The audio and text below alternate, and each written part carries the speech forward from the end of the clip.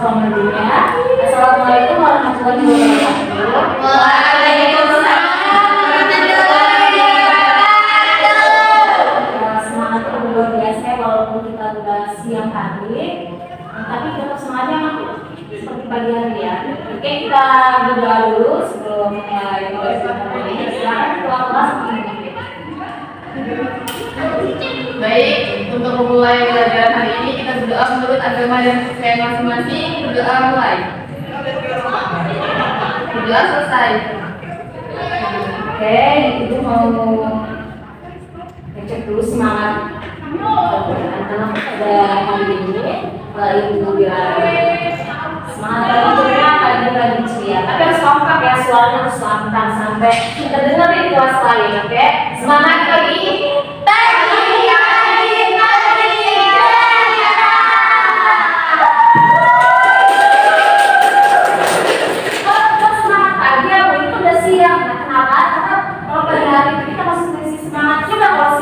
Udah pengen makan di rumah, udah masakin apa sama ibu kita, mikirnya pas kayak gitu. Jadi semangat harus tetap seperti pagi bangun tidur kita jadi diri buat belajar. Oke, ibu cek kehadiran dulu. Selamat Iman, hadir ibu. Akan salah, hadir ibu. Kita hadir ibu. Ina, hadir. Ibuana, hadir. Andi, Hadiro, hadir semua ya? Ya Bu, hadir semua. Iya, kita pada pertemuan sebelumnya kita sudah belajar apa? Ada yang masih ingat? Lupa ya Bu. Iya, tes negosiasi. Kita lanjutin ya, itu cukup lagi. Sekarang kita belajar teks struktur legenda.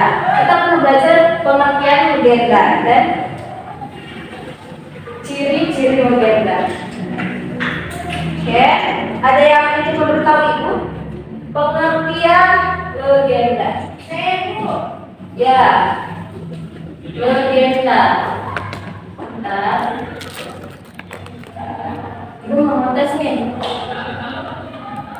pemahaman pada pertemuan sebelumnya. Pengertian apa legenda itu? Cerita rakyat pada zaman dahulu yang berhubungan dengan peristiwa sejarah mengenai asal-usul tempat yang sesuai dengan keajaiban. Cerita rakyat, kita ambil poin. Cerita rakyat. Cerita rakyat. Soalnya apa ini?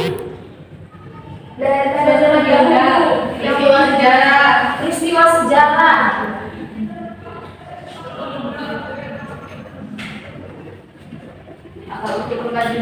Asal-usul tempat ya, legendanya asal-usul tempat seperti tanggal tahun ya. Asal-usul tempat ini yang dipercaya atau dia ini benar-benar terjadi atau ada yang benar-benar terjadi. Selanjutnya kita sudah belajar ciri-ciri legenda. Ciri-ciri. Ada yang membantu Ibu? Apa saja ciri-ciri dari teks legenda? Fiktif. Ya. bersifat migration atau berpindah-pindah. Berpindah-pindah.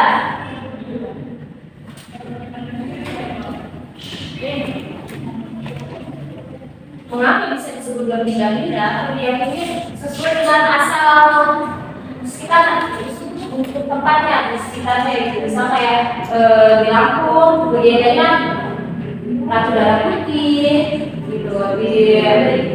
Di Manado ada banyak legenda.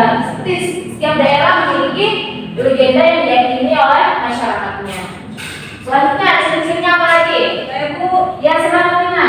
tokoh legenda biasanya manusia. Tokohnya manusia, benar. Tokohnya manusia. Ini yang kita bisa membedakan antara mite, legenda, dan juga dongeng. Kalau mite berisi orang-orang atau peran itu dewa dewi. Kalau legenda itu tokohnya manusia. Ciri selanjutnya apa? Percaya benar-benar terjadi, Bu. Dipercaya benar-benar terjadi.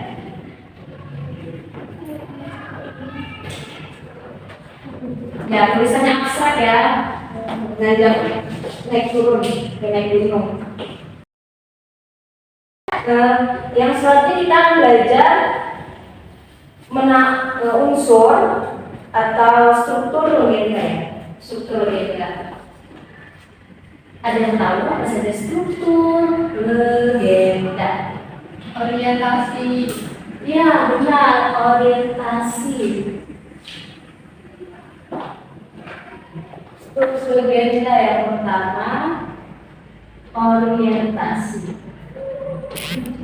Apa itu orientasi?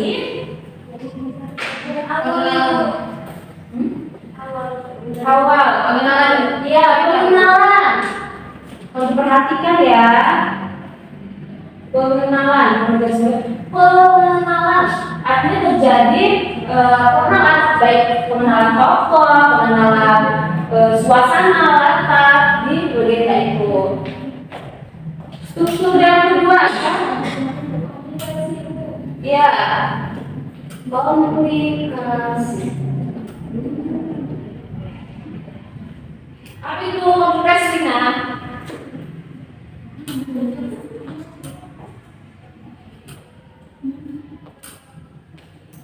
Puncak masalah, Bu. Puncak masalah.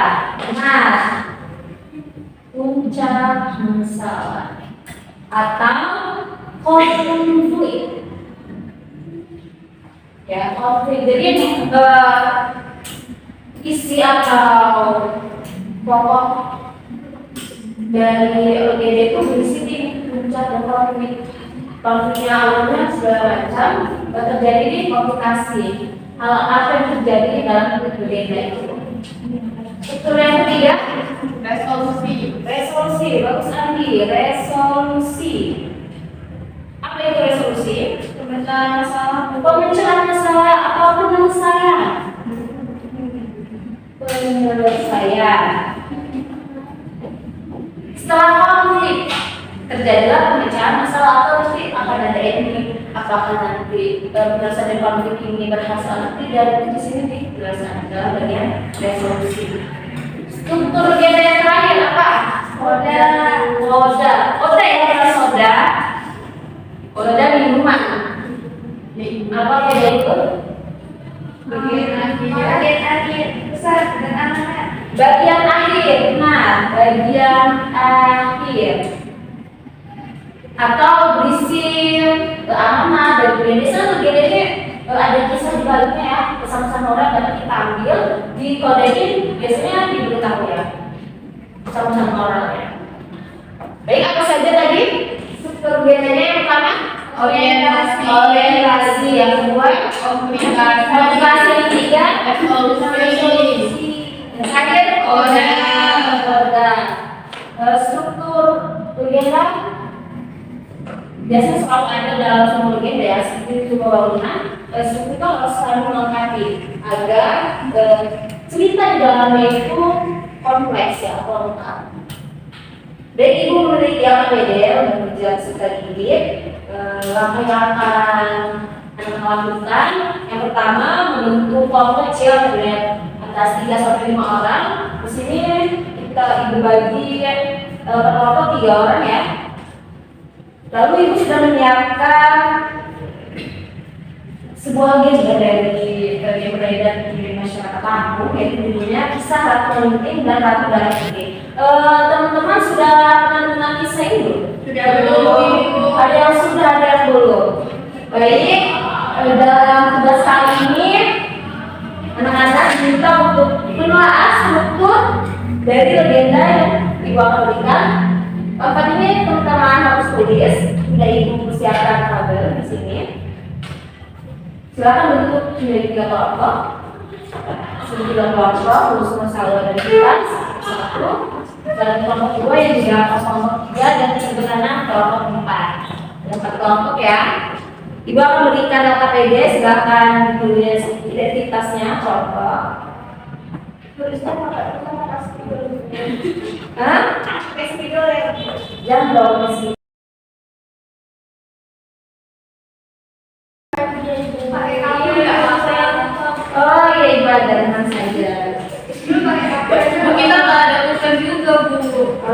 pulpen, kayak pinjam. Macam-macam ya hadiah terbaru ini. Enaknya dia pakai enaknya di saya. Kalau ngapain Bu? Itulah strukturnya. Jika ada kesulitan silakan ke depan itu. Dan tidak sendiri seperti itu.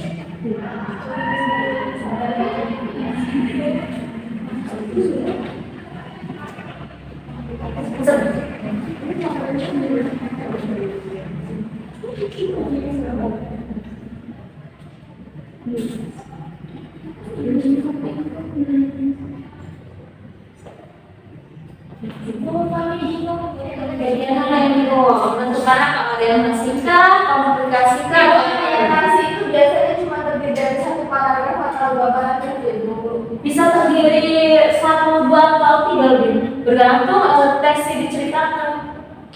Kalau komunikasi berapa paragraf Bu? Bergantung dari teksnya sampai mana konfliknya yang terjadi di cerita itu. Coba dibaca dulu teks legendanya, pahami dulu alurnya, baru bisa menentukan orientasi mana, komplikasi mana, resolusi dan kodenya. Beda minggu 30 menit, mohon bekerja sama dengan anggota kelompoknya, jangan ada yang tidak mengerjakan tugas.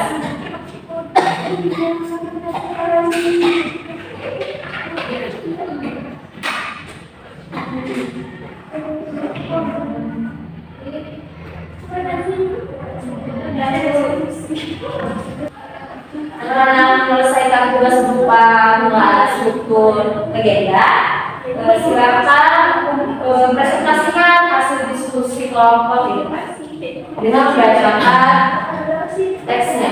Orientasi silakan baca teksnya, lalu komunikasi adalah sampai selesai di bagian produk. Semuanya maju. Semuanya maju. Teksnya panjang. Ayo kawan-kawan dulu nih yang pakai kaki.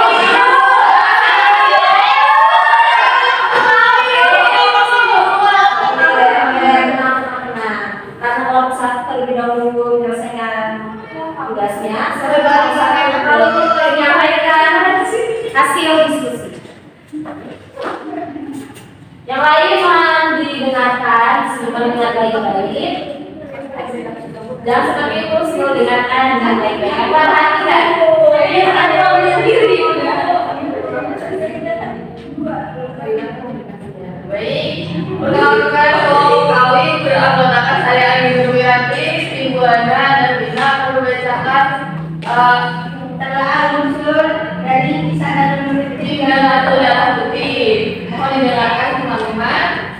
bagian strategi yang pertama yaitu orientasi. Ratu di punggung atau ratu baru mempunyai dua orang anak laki-laki. Anak pertama bernama Sigrid. Perhatikan ya. Saya mau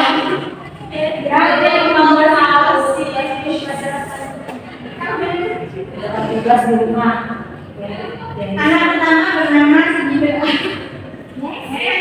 Kenapa itu? Namanya dulu Bu. Ya ini karena dari cerita asli Lampung mungkin ada beberapa nama yang masih tidak dengar ya.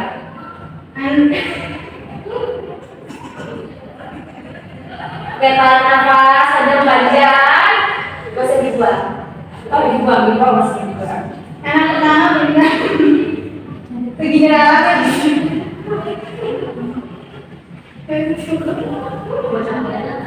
Saya akan membagikan nomor saya karena dia tertawa terus. Satu di punggung atau ratu baru mempunyai dua orang anak laki-laki. Anak pertama bernama Si Gesumber Alam. Ini kalau kita dibagi dari bawah, berarti mengerti Bu. Sigrid Alam Silat yang kedua bernama Gayung Gerundung. Sigrid Alam mempunyai seorang anak gadis yang bernama Putri Sinar Kaca. Sedangkan Gayung Gerundung juga mempunyai seorang anak gadis yang bernama Putri Sinar Alam. Bagian struktur yang kedua yaitu komunikasi. Kala itu datanglah Sultan Banten ke Lampung. Ia melihat cahaya terang yang memancar dari bumi ke langit. Sultan mendapat firasat bahwa di Bubung ada seorang putri yang dapat mengakibatkan lagu yang tak menikah dengannya. Ratu dituduh menurunkan cucunya yaitu Putri Segindar Alam. Yang lain adalah Putri Sinar Kaca. Dan Sultan menikahi Putri Sinar Kaca.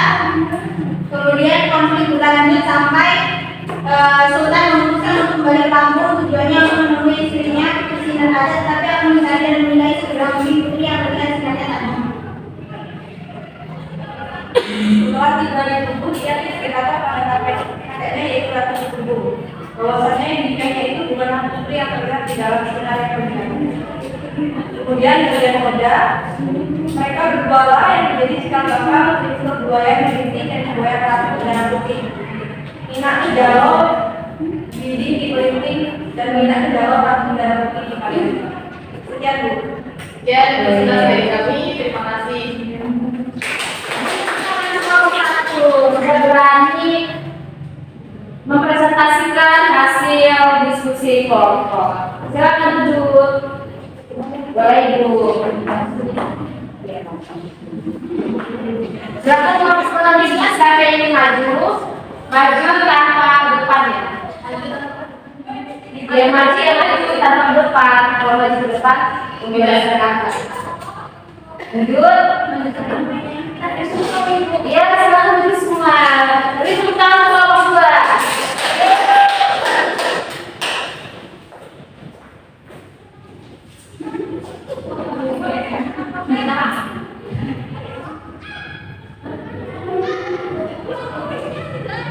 Baik, selamat siang teman-teman. Siap. Ini kami dari kelompok 2 akan memaparkan hasil kerja kami.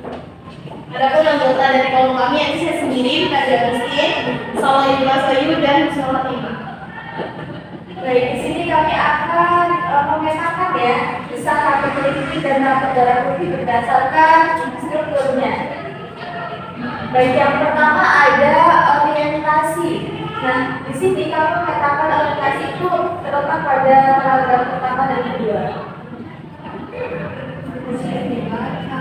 Baca ya, baca dong. Jangan semalas-malasan sahabat. Baik, judulnya Kisah Ratu Politik dan Ratu Darah Putih. Ratu di punggung atau Ratu Galuh punya 2 orang anak laki. Anak pertama bernama Segindar Alam dan yang kedua bernama Gayung Terunggung. Segindar Alam mempunyai seorang anak gadis yang bernama Putri Sinar Kaca, sedangkan Gayung Terunggung juga mempunyai seorang anak gadis yang bernama Putri Sinar Alam.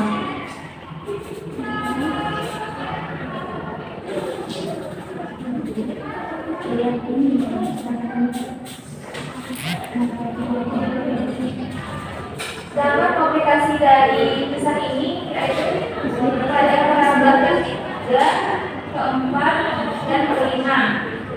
Berapa lama kemudian Sultan menikahi Putri Sinar Kaca. Sultan memutuskan untuk kembali sementara ke Banten tanpa Putri Sinar Kaca. Lama Sultan berada di Banten. Dia melihat kembali cahaya terang yang memancar dari bumi ke langit seperti yang dia lihat sebelum menikahi Putri Sinar Kaca. Sang Sultan bertanya dengan dalam hatinya, jika demikian, tentu putri itu masih ada di punggung. Putri yang menikahi ternyata bukanlah yang melihat sinarnya itu. Oleh sebab itu, Sultan memutuskan kembali ke Lampung. Tujuannya bukan untuk menemui istrinya, Putri Sinar Kaca, tapi akan mencari dan menikahi segera putri yang terlihat sebenarnya.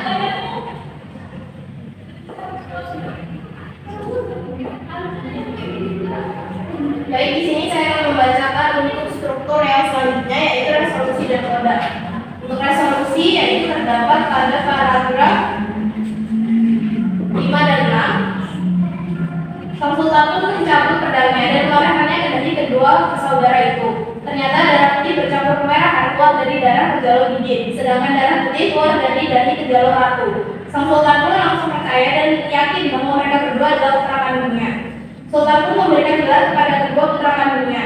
Kejalobidin diberi gelar Mina Kejalobidin, sedangkan Kejaloran diberi gelar Mina Kejaloratu Darah Putih. Untuk struktur koda, mereka berdua yang menjadi cikal bakal Keboyan Meliting dan Keboyan Ratu Darah Putih. Mina Kejalobidin di Meliting dan Mina Kejaloratu Darah Putih di Kalianda. Baik, cukup sekian pemaparan dari kelompok kami. Terima kasih. Baik, terima kasih kita kelompok 2. Ya, tentukan Mbak hasil tulisnya. Ya, baik, terima kasih. Baik, tak terasa pembelajaran hari ini sudah pukul 11.50. Sana pembelajaran diakhiri, teman-teman sudah mempelajari dan langsung menelaah struktur beda. Ada orientasi, komplikasi, resolusi, dan koda. Ibu harap setelah pembelajaran hari ini, setelah pulang, tidak lupa dengan materi kita hari ini. Baik, untuk selanjutnya baca kembali, tidak ada yang ditanyakan. Cukup. Baik, kita apresiasi dulu kita hari ini.